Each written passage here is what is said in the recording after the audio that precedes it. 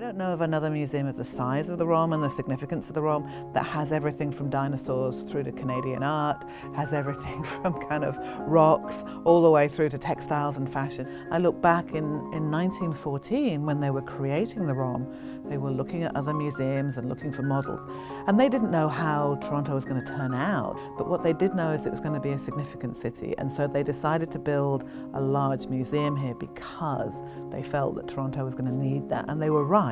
And so we still have, 100 years later, this incredibly encyclopedic broad museum.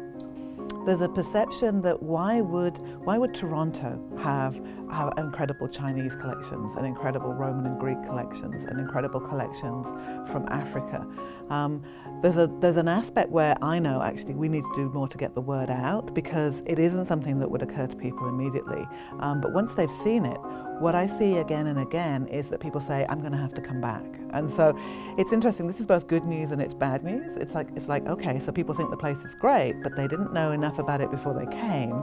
And now they're saying they can't actually cover the whole thing in one visit and they need to come back. And so I'm thinking, how do I make that into a virtue? How do I get it so that more people understand what we have in the first place? We get out there a bit more, but also how people then do start to see that the ROM is the kind of place that you come back to again and again.